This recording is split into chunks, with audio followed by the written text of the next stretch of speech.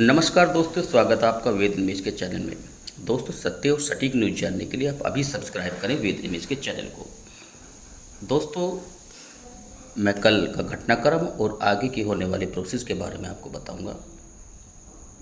कल 72,825 की सुनवाई के बारे में और जो 19 अगस्त को सुनवाई होगी उससे पहले आप लोगों को और हम लोगों को क्या करना है, सरकार को क्या करना है, ये पूरे घटनाक्रम मैं अभी इसे ऑडियो के वीडियो के माध्यम से आपको बताऊंगा। दोस्तों, कल जो है दीपांकर दत्ता की कोर्ट में आइटम नंबर 50 पर अपनी सुनवाई थी, लेकिन उससे पहले पास ओवर किया गया और उसके बाद में जो है जब रिवाइज केस लगते हैं तब उसकी सुनवाई हुई और तमाम लोग सीनियर सहित मौजूद थे और पैरोकार भी आपके वहाँ पर मौजूद थे। और निखिल रोहतगी जी ने पक्ष को रखना शुरू किया क्योंकि वो लीडिंग केस के वकील हैं और अभी केवल समराइज कर रहे हैं कि केस को कैसे कैसे सुना जाए, कितने मुद्दे थे, ये सारी चीज़ें थी। लेकिन वहाँ पर जो है वो रेस्पोंडेंट की तरफ से वकील हैं और उन्होंने जो है अपने बातों को रखा और कैटेगरी वाइज भी कराया। और मैं समझता हूँ कि इस तरीके से अभी जब सरकार काउंटर लाएगी तो एक एक मुद्दे पर अपना जवाब लगा करके ला रही है। और 8 दिन बाद जो है सबसे पहले तो पैरोकार को ये करना है जो अभी जिन पर नोटिस हुए हैं। और मैं पहले ये बता दूं कि जो कोर्ट में 3-4 बातों पर मुख्य फोकस था कि अब जो है इनको एक क्राइटेरिया बांट लेंगे। जैसे जो अंतरिम आदेश है वो ABCD तक करके रखा और उसके बाद में जो मेरिट है, मेरिट वाला केस जो रहेंगे वो ई पर रहेंगे, अदर जो भी रहेंगे वो ई में रहेंगे। जैसे मान लो रिक्त सीट का है, चाहे विकलांग का है, महिलाओं की सीट वाला है, ETC सारे मुद्दे जो हैं ई कैटेगरी ई में हैं। और बाकी जो है अंतरिम आदेश के सारे मुद्दे जो हैं वो अलग अलग कैटेगरी में हैं। और वो सरकार को अब सबसे बड़ी बात है, सरकार को जो नोटिस हुआ है वो एक कानूनी प्रक्रिया का हिस्सा है। कानूनी प्रक्रिया का हिस्सा ये है कि इस मामले में केवल कुछ कंटेम्प्ट पर नोटिस इशू थे, उसके बाद में कोई नोटिस इशू नहीं हुए थे। लेकिन दीपांकर दत्ता जी जो है मेरिट पर विश्वास करते हैं, इसलिए उन्होंने केस को एक कानूनी दृष्टि से सही रखने के लिए उन्होंने जो है जब सभी कंटेम्प्ट सुने जाएंगे तो सभी पर जो है, ताकि कोई भी पक्ष ऐसा ना रह जाए कि हम लोगों को नहीं सुना गया या हमारा जो है नोटिस इशू नहीं हुआ तो सरकार ने हमारे पर कोई जवाब नहीं लगाया।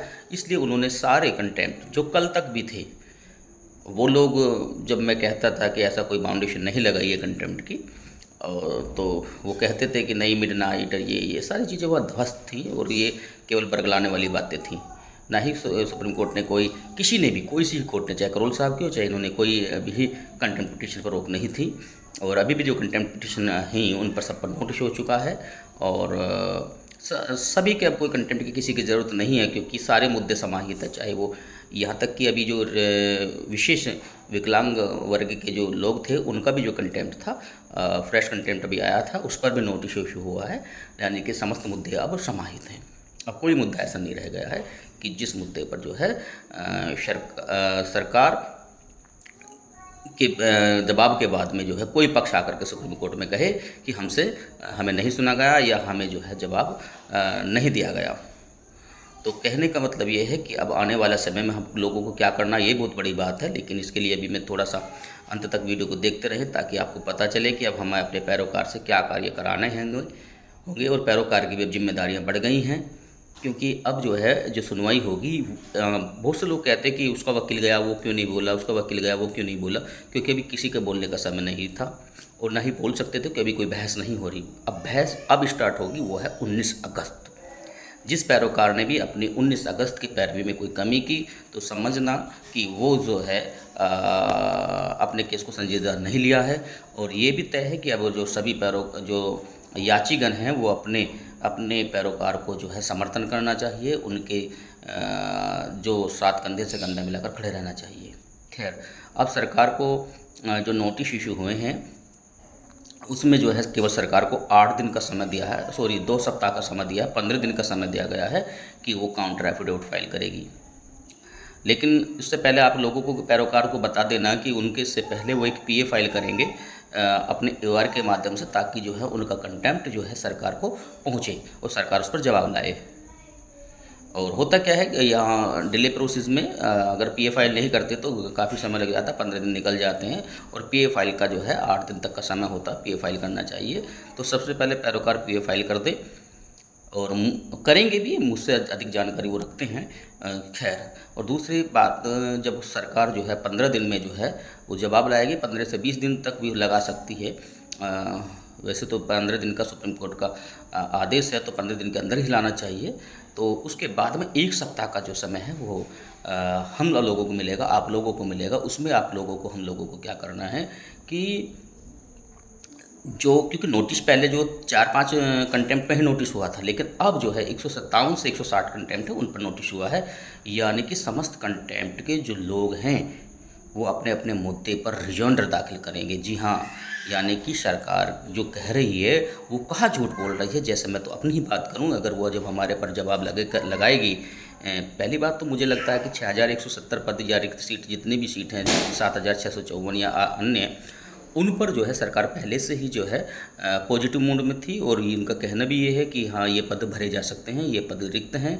तो अगर उन पर, जैसे मैं एक उदाहरण के तौर पे देता हूँ, अगर उस पर वो लाती है कि हमने इन पदों को जो है अन्य भर्ती में जोड़ दिए, तो रिजॉइंडर का मतलब है हम अपने सभी लोगों के साथ में ये कहेंगे जो हमसे जुड़े हुए हैं, जो कंटेम्प्ट पिटीशन में हैं हमारे, उनसे ये कहेंगे, अपने एवार के माध्यम से रिजॉइंडर दाखिल कराएंगे कि माननीय, आप ये देखिए जो आरटीआई है उसमें स्पष्ट है कि ये पद नहीं जोड़े हैं।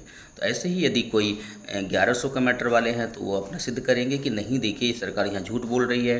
24 फरवरी वाले अपना मुद्दा रखेंगे, या अन्य लोग भी जो है जो लड़ रहे हैं वो अपना अपना पक्ष रखेंगे। लेकिन सबसे पहले बड़ी बात यही है कि अभी पीए फाइल करा करके अपने नोटिस को जो है सरकार तक पहुंचाएं।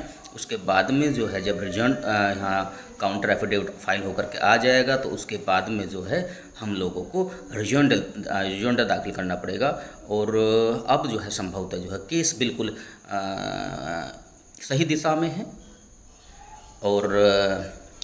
और एक बात और बात नोट कर लीजिए, ये केस अब हमेशा हमेशा हमेशा के लिए जो है ख़त्म होने जा रहा है, समाप्त होने जा रहा है। ये मुद्दा हमेशा के समाप्त होने जा रहा है। चाहे किसी को 1 को जॉब मिले, चाहे 100 को मिले, चाहे 10,000, चाहे 1 लाख को जॉब मिले, या 1 को भी ना मिले, लेकिन ये मुद्दा जो है हमेशा हमेशा के लिए अब ख़त्म होने जा रहा है। क्योंकि सारे मुद्दे समाहित कर उन्हें जो है सुनवाई होगी। पहले जो अंतरिम आदेश के मुद्दे हैं, जो फिर अंतिम आदेश के जो मुद्दे हैं वो कैटेगरी ई में हैं, और अंतरिम आदेश के मुख्य मुद्दे जो हैं पहले, क्योंकि ये ऑर्डर वाइज के हिसाब से हैं।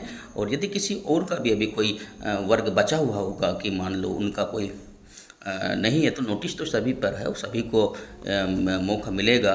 लेकिन यहाँ पर जो है कहने वाली बात यह है कि अब इस केस का जो है पटाक्षेप होना तय है, क्योंकि दीपांकर दत्ता जी मेरिट के जज हैं, और किसकी मेरिट कहाँ फिट बैठेगी और किस दिशा और दशा में बैठेगी, ये तो आने वाला वक्त ही बताएगा। और बने रहें मेरे चैनल पर, वेद निमिष के चैनल पर, और मेरी बात को अन्य लोगों तक भी पहुंचाने का कष्ट करें। धन्यवाद।